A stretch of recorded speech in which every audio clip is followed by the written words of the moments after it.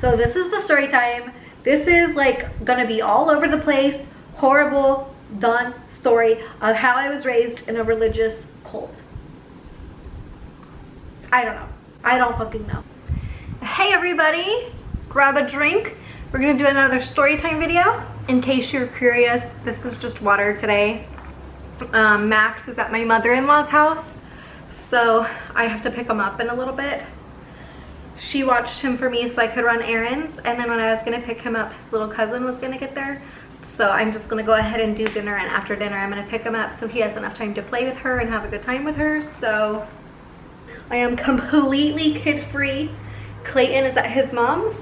Bethany is gone because it's her grandpa's birthday, so her dad came and picked her up for a few hours.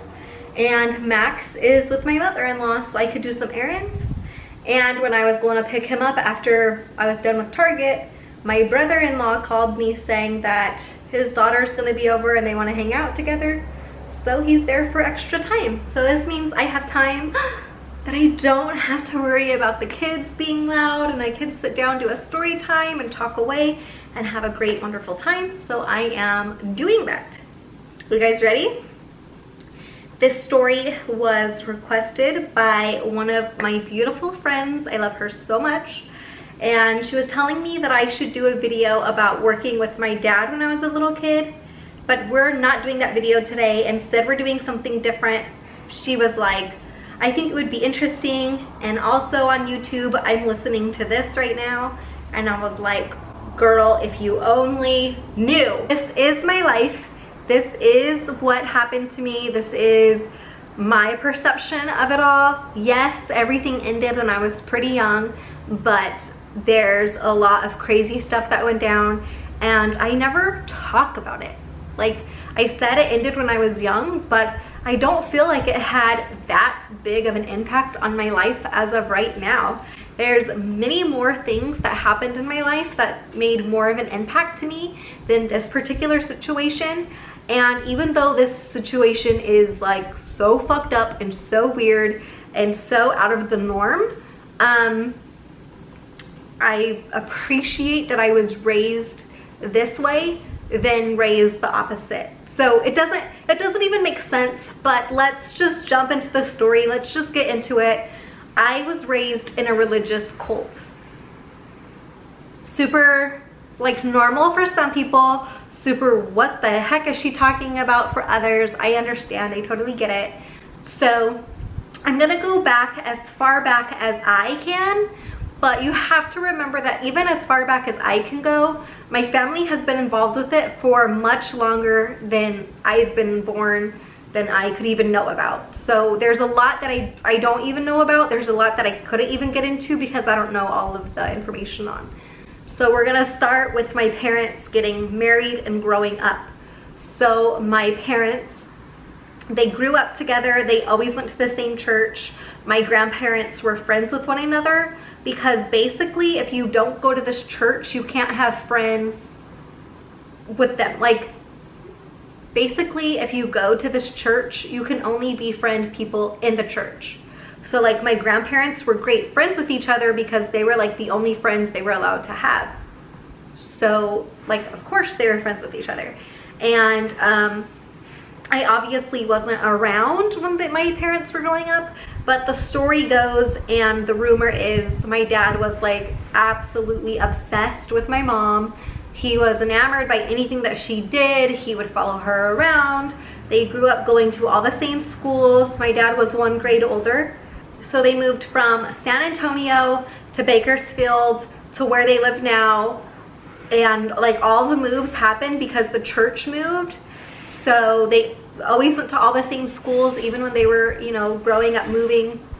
They were very close knit and they went to the same church, same school, everything. So my dad was always around my mom. And I guess he was always like following her, trying to hang out with her. And I guess she like really didn't have it. She was kind of like, no, I don't really like you. She ended up liking his cousin, which is super weird in itself. Like everything I'm gonna tell you is fucked up. So just like get used to it because it's all gonna be fucked up. So his cousin also went to church and she liked him, but he ended up marrying another lady. So then my mom was like, no, I can't marry him, I can't talk to him, whatever.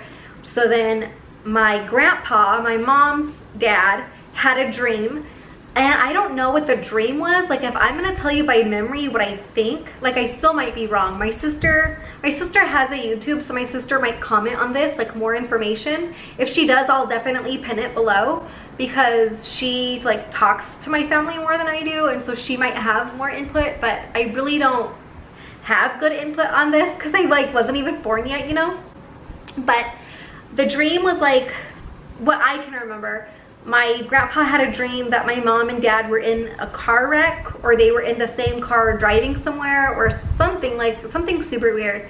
And so he went to church and he told the pastor at the church, like, I had a dream that my daughter and this man were like together in a car, and in my dream they were married. And so the guy was like, well, that means that they need to get married, like that's the Lord's will for them to get married, so let's get them married. So within only like 2 or 3 months of that dream, my parents got married. And from what I was told, like obviously I wasn't there, but from what I was told, that was my mom's like first kiss, and they waited till they were married to do anything, and they were like very Christian about it, and they did all the things like the right way. I'm using air quotes even though like I believe differently than that, but that's a lot of people's belief, and I'm not trying to like say anything bad about your belief or knock it in any way. I'm just saying because like I believe such a different new way, so that's why I'm using air quotes, but it's like not to be disrespectful. So once they got married, my dad was obviously like not as obsessed because he already had her now, right? Like you always want what you can't get, and after you get it, it's like not fun anymore. Besides, when it comes to people, I'm the same way. Like with Josh, I'm still just as obsessed with him, if not more, than the day I met him. But when it comes to like anything materialistic that I've been working hard for, or anything that I've been wanting and I finally get, I'm like, okay, I got it. Like it's cool, but like whatever. Like the wait to get there to me is just so much more fascinating than actually like getting my goal. I know it sounds so messed up, and it is, but like my dad was the same way about my mom, right? So they end up getting married, and they get married November 24th or November 27th. I'm not sure, but they get married like in the late November, and the next year in November I was born. So like right away they started out with their family, which they encourage you to do. They encourage you to have a lot of kids, bring them up in church, be like the perfect little church person. Now I'm going to talk about the church and kind of back away from my family exactly and give you more details on the church side. So there's one main pastor, and besides him, everyone else tries to be his assistant. Like everyone tries really hard to sit on the platform that they have at the church. Everyone tries really hard to become a pastor. Everyone tries really hard to do volunteering, whether it's like cleaning the church or singing or doing the kids classes. They're all really involved, and there is not many opportunities for you to do outside of church. Like kind of your whole life is based on this church group that you're in and the church's vision in general. I guess you could say, lucky for us, my family was on the right side of the churches going, and both of my grandfathers were sitting on the pulpit. Both of my grandfathers moved out of California on many occasions to have their own churches outside of California. In fact, my dad's dad actually passed away in either Athens, Tennessee, or no, Athens, Georgia, or Tiftonia, Tennessee, while he had a church there. I never went to that church, but before, when he was in like Rising Fawn, Georgia, Tiftonia, Tennessee, Scottsboro, Alabama, all of those areas, I was able to go travel down to them and see them and spend summers with them and see their churches. But this church we had not yet visited him in, and that's where he ended up passing away. Not at church, but like at his home in Tennessee. So we were obviously here in California. So yeah, and my other grandpa, he just got back maybe like a year ago from being in Arizona, and he had a church there for like 7 or 8 years. For quite a while he was there, and they've loved it, they've enjoyed it. They live their whole lives around this church. That is their belief. My relationship with them is very strained because of it. Obviously, I did not live my life the way that they would have. I made many different choices than they would have. Don't get me wrong, I know that I was raised to not make these decisions, but I am happy with them. But now that I have made these choices and things are kind of like settling down and getting into place as much as they can, I know life never really like settles, it's always changing, but now that I'm married and I'm in a place where I'm just so content with it and I'm so happy with everything ever, it does make it sad that they don't want to be a part of it because of decisions that I made. But also at the same time, I grew up that way and I totally understand it.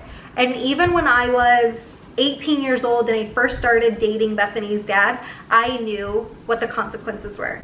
When I first was told I was pregnant, like first of all, they told me I couldn't get pregnant. So I was like, what are you talking about? And second of all, I always knew what the repercussions were. I always knew how they were going to take it. It was never a surprise. It was never like they changed. They have always stayed exactly the same. I'm the one that changed. I'm the one that made the decisions. So I get it. I don't hold hard feelings. I don't hold anything bad. They are the ones missing out. Like, my kids are so great. My kids are growing up to be like the best people I've ever met. They're so non-judgmental. They are so loving. Like, they are so wonderful and amazing people. And I know now it's just the people who choose not to be around them that are missing out. My kids are not missing out at all. Like, yes, I love my grandpa. My grandpa is one of my favorite people in this whole world. But my kids live such an amazing, good life. And if my grandpa feels like he can't hang out with them because of my decision, then my kids aren't missing out on him. He's missing out on my kids. And that's how I see it.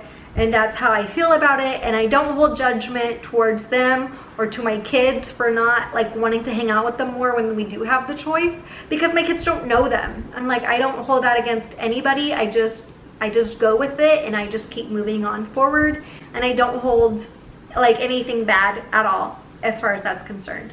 Into the church business, you go to church 4 times a week. You go twice on Sunday, you go on Tuesdays, and you go on Thursdays. So it takes up like your whole life. You are not allowed to have a job that's going to be taking up your church time. So you have to be home by like, I don't know, 4 or 5 o'clock every day. You have to be free on Sundays. Like, and a lot of them have really good jobs.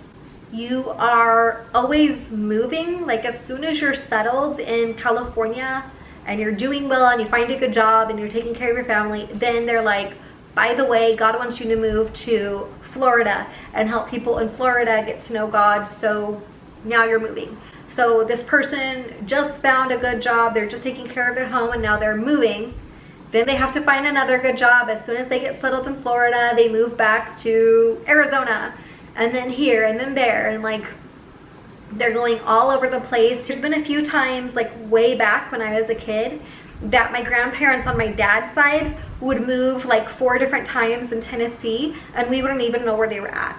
They would call us on our birthday, and they'd be like, hey, and we're like, hey, and they're like, by the way, I'm in this part of Tennessee now, and we're like, oh, like, cool, I didn't know that. How long have you been there? And they're like, I don't know, like 4 or 5 weeks. And we're like, wow, you know? So they're always moving you. And I think that's a big way to keep you controlled.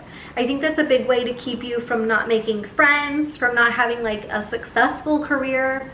You're always kind of depending on the church for like your friendship, for your fellowship, for your money.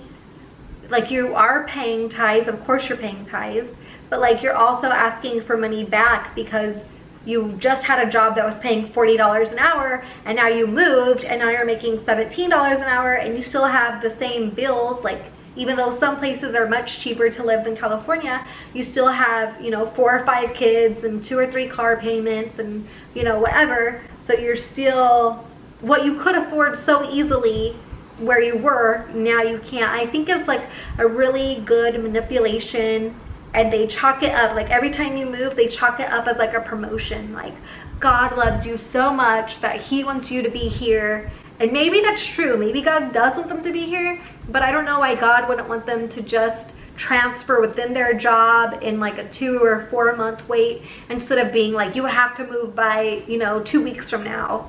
And it's really hard on them, and that to me is what like gets me. And like the shunning of your family. So my dad's dad passed away while he was in Tennessee, and my grandma had like no one to talk to because we were all out of church. My aunt and uncle still went to church, but like all of the grandkids were out. My dad was out, my uncle was out. So like a lot of her family is no longer in church, and she would try to like cry to us and have us help her. And she was moving back to California, and she was having such a stressful time. She was going through so much strife, and I could not imagine like ever in my wildest dreams living through that. Like, that must have been like the biggest nightmare ever. But they gave her a really hard time for talking to me and to my other cousin. They told her like, you're not allowed to talk to them. We don't care what reason it's for. We don't care if you're gonna talk to them. It's about getting them to go to church, and if they don't show up to church, you're not allowed to talk to them. I don't know. I feel like you should always go over and beyond for someone when they're in a issue like that anyways. Like, that's always been my thing. If someone's going through a hard time, you help them as much as you can. You never put anything for yourself. It's always about the other person. And so when they don't treat her like that when she's going through such a difficult time, like, I just lost so much respect for them. Not that I had a lot left, but like anything I did have left was completely lost on that. And so that was really unfortunate. Also, my dad is dead now, but when my dad passed away, he passed away in Texas getting a heart transplant in San Antonio. I believe he was also born in San Antonio, but I could be incorrect. I have to look at his documents. I have all of his documents up in my room. But when he passed away, I called the head preacher at the time of the church, who is also my uncle, who's also like one of the biggest pieces of shits you will ever meet. Like, if you can imagine the word complete fucking douchebag, his name is probably right there. Probably a photo of him. He looks like the Little People, what's that guy's name? From Little People Big World, the dad. He looks just like him, except for he's not a little person. But I swear they're somehow related. Matt Roloff. He looks like Matt Roloff. I'll add a photo. You guys will be able to see. He looks like, well, I'm not going to post a photo of my uncle, but I'll post a photo of Matt Roloff, and then you'll know what my uncle looks like. It's like they could be twins. Except for my uncle's not a little person, but other than that, they could be twins. You're always involved with church, and when you get to church, they don't even talk to you from their Bible.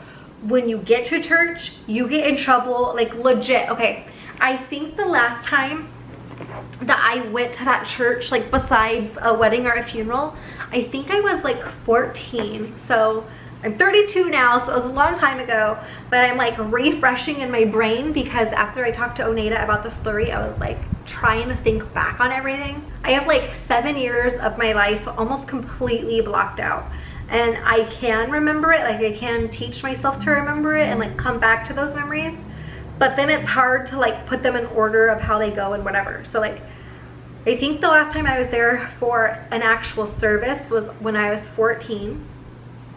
And one of the guys, his name was Brother Bobby. Well, you call everyone brother or sister. So his name was Bobby, but because he was a man, we called him Brother Bobby.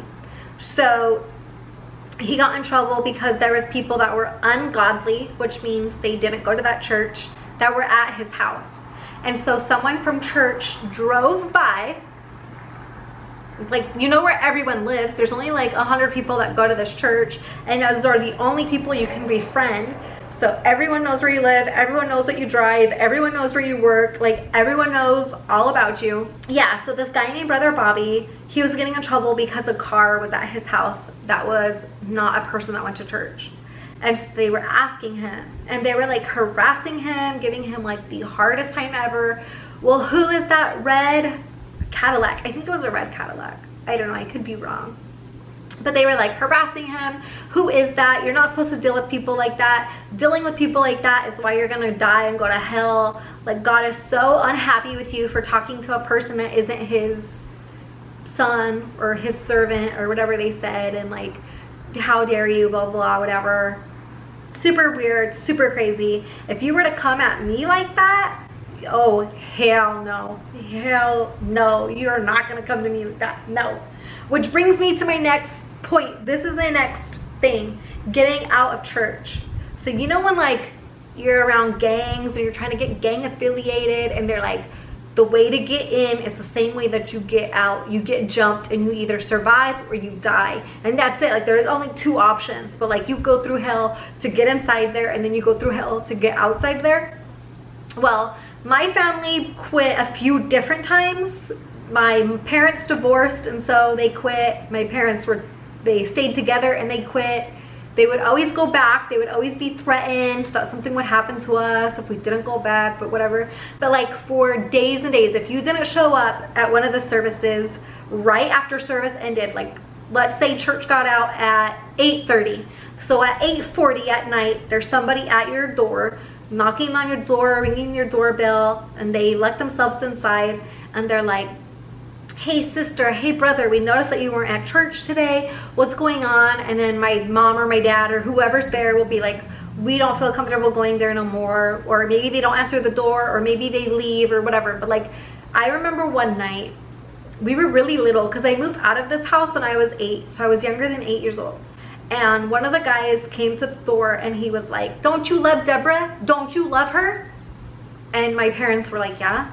And they're like, don't you love Barbara? That's my sister. And my parents are like, yeah. And they're like, if you guys don't go back to church, they're gonna get sick. Like, God is going to curse them because you're making a bad choice and you're not using God in the right way. And God's gonna be so unhappy with you. He's gonna punish you. And do you wanna see them sick? Do you wanna see them have a disease? And like all this stuff. And I was a little kid, so I was like looking at my parents like, do you want to see me get a disease? Like, I thought, you know, because I don't know, I was so naive and I was such a little kid, and I really thought like, well, like, I really don't want a disease, mom and dad. If it's that simple to not ever get sick, can we just go back? And it was such a like torture tactic, and it was so inhumane to do that to someone, and it was such bullshit. And they still do that. They still do that all the time. They do not talk to me. We are not good. Like, I talk to my grandparents and we're cool. I talk to other family members that I have there and we're cool. But like, overall as a thing, like, I just don't talk to people there if you're not my grandparents, because you're like not who I want to be around. And my cousin quit maybe like 3 years ago, and they had 4 little kids. But yeah, he would work really late, and they were living in Arkansas at the time. And him and his wife decided, like, we just don't want to go to church. Like, we're so unhappy. We want to live a normal life.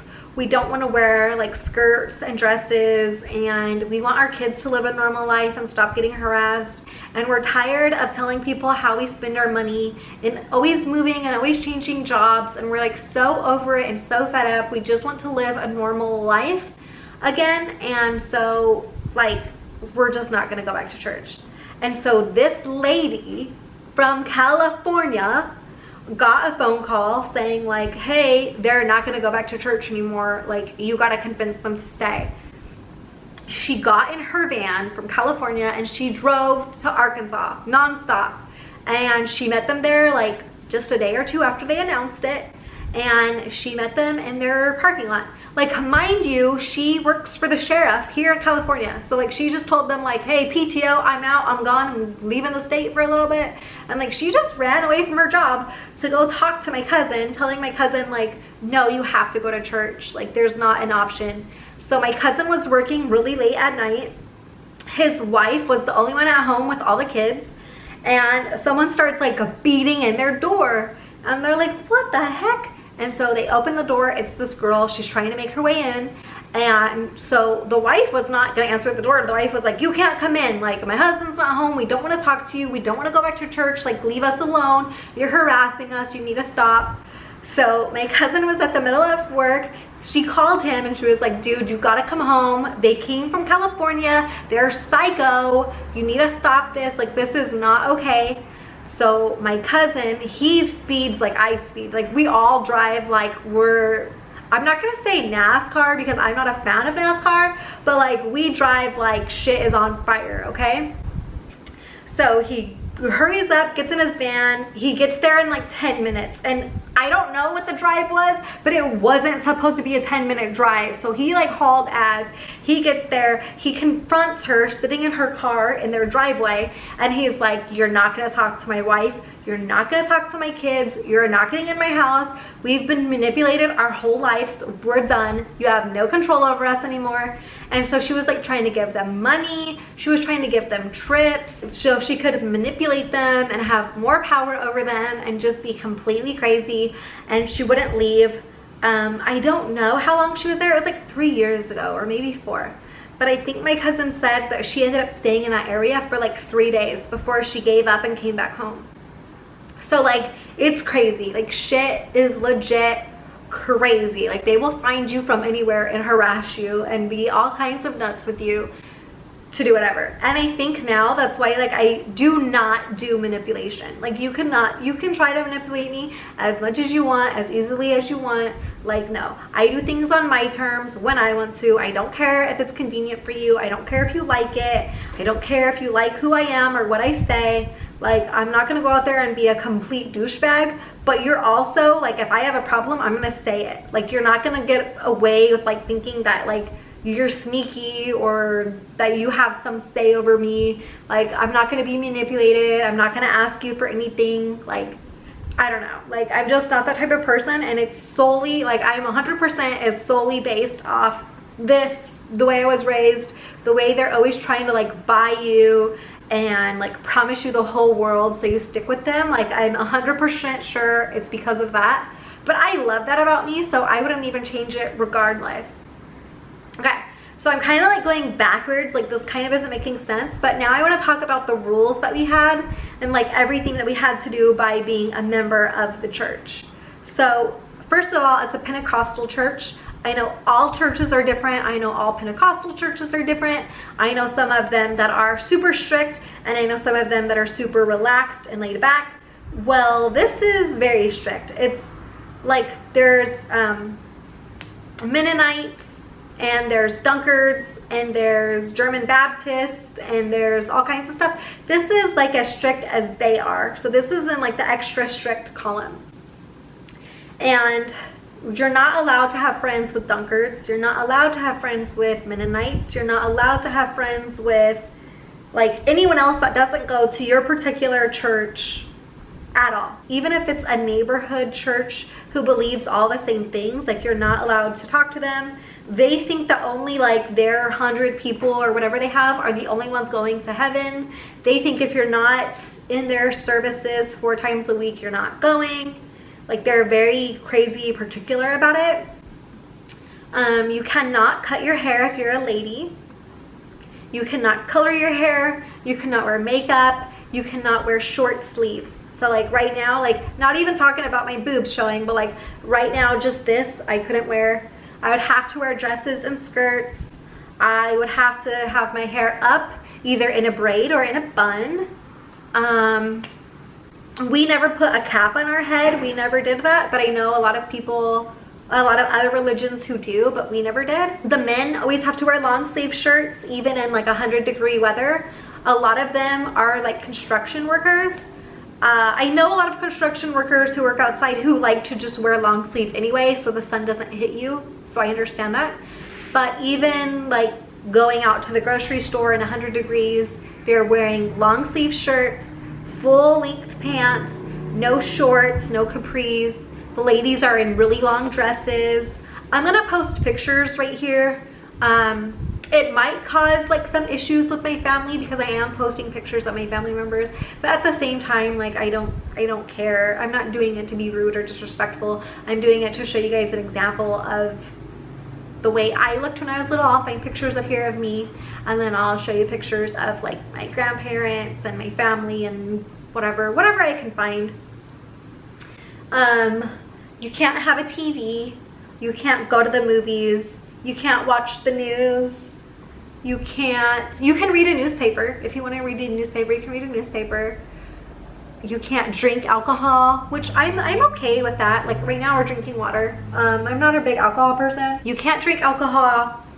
You cannot commit any type of adultery, which like some of their rules, like there's no stealing, there's obviously no stealing, killing, adultery, any of that, which obviously if like the whole world thought like that, we would be in a better place. So like I can't say all of their things are horrible and it just leads you down a horrible path, because imagine how much better like relationships would be if there was no cheating. Imagine if everyone had a family that stayed together and they didn't believe in divorce, and like it would like these are some hard things that people go through. Does that mean I don't believe in divorce? No. Does that mean I don't believe in adultery? No. Like according to them, I'm living in adultery right now because I was with Bethany's dad and now I'm with Josh. So like, and before that I had 3 or 4 other boyfriends. So like obviously to them I'm not living the right life, and I'm fine with that. I don't know what's going to happen when I die. I don't know if there's going to be judgment for that when I die. But I am living my life on my terms and how I want and what makes me happy. So that's how I feel about it now. You cannot befriend anyone outside of the church, which I think we've already made that very clear. My grandma got in trouble for talking to me. That's my grandma. What else are the rules? There's so many rules. I don't even know what all the other rules are, because those are the ones like that stick out the most. You look way different than everyone else. You act a little bit different than everyone else. I mean, I left there when I was really young, so a lot of the kids just acted crazy. They all wanted to get out and know what the real world was like, all of them. So they all would like just joke around and try to be as like the normal kid would, I guess, if that makes sense. Oh, there was a rule for a little bit of time. I don't know if this is still in place or not, but there was a rule for a little bit of time that you couldn't get an expensive car because you weren't supposed to show your success. So like a whole bunch of people at the same time went and bought Cadillacs, and then within a couple months they were like preaching about like how you shouldn't flaunt your money, you should live lower than your means, and so they all sold their Cadillacs. I was really little when that happened. I don't know. It wasn't really like rules pertaining to the Bible as far as like a lot of it you would get in trouble for hanging out with someone. Like that was the biggest trouble that I think anyone ever got in. If you live this way, if you believe that adultery is so wrong, if you believe that wearing pants on a girl is so wrong, then that's your belief, and I'm not trying to change it. I'm not trying to change your mind. I'm not trying to tell you that you're right or wrong or any of that. Like, I want everyone to stick with their own beliefs. I'm not trying to change anyone's mind. I'm just trying to tell you what it was like being raised like that and how shunned you are if you're not. Like, now my grandparents really don't have much to do with my kids. Like, my grandma on my dad's side does. She doesn't go to that church. My other grandpa just recently, like within the last month, became the head pastor of that church because the complete super douchebag, oh my god, I hate him so much. But you know what, I shouldn't put this on the video, but I am because I hope it gets seen. I hope it gets some kind of thing. The man who used to be the pastor, who is related to me by my dad's side of the family, is a child molester. He molested 2 little kids that I know of. So he's a big piece of shit. I don't know how you go on molesting kids and then become the person of a church that they think is a god. Like, I don't understand that. That's fucking so weird to me. He's such a piece of shit, you guys. Like, he's such a piece of shit. But yeah, they're pretty backwards. My feelings on the church now that my grandpa has it, because I think my grandpa even though he's not proud of my choices that I made, and he's not proud of like the life I'm living right now, I think he's still one of the best people. Like, just as far as like morals and being a stand-up guy and leading by example, and his examples are different than what I would want shown for me, but like, just because he lives exactly what he says and he's not a hypocrite at all, like in any way that I've ever seen, and he's always been so loving and kind to me when we do see each other, when we do talk, and he's apologized so many times to me that like we can't be close anymore, that I'm an adult, and I don't know, like now that he is the temporary lead pastor, I do feel different about it because he's much more like laid back. And obviously right now with like coronavirus going on, their church is closed temporarily till all of this stuff gets fixed, but it's insane. Like, it's absolutely insane. There's so much to say on it. Like, I don't even know how to do a story time because there's so much crazy shit, you guys. So much crazy shit. So that is my story of how I was raised in this crazy way. There's so much more to add to it. There's so much more like that I can't even wrap my brain around. But anyways, this is just where we're gonna end it. I'm not trying to offend anyone's religious views. If you go there, great. If you don't go there, great. If you believe that, wonderful. If you don't, wonderful. Do you. Do what makes you happy. This is just a story that I wanted to share. And it's something that unless you're related to me, you don't know anything about it. Like, I don't talk about it at all because I don't feel like it had that big of an effect on my life. I grew up very sheltered, and honestly, seeing how other people have grown up, like completely unsheltered, I would rather grow up this way than the other. So it's been wonderful and bad and crazy all at the same time, but it was normal to me, and I actually love where I come from, even though some of the people aren't so great and some of the ways they believe are not so great. I love where I came from. Anyways, that is it. If you guys want to know more about this crazy fucking religious cult and all the craziness, go ahead and write me down below, and I will make any more videos of anything you guys want to see about it. Until then, I'll see you guys later. Love you. Bye. Thanks for watching. Please subscribe and like this video. And like this video. And turn on the notifications. And yeah. So you never miss a single video. Bell. And click that bell. Yeah. Put a bell right here and bye-bye, bell. Bye. Bye-bye. Click that bell just in case you don't miss a video.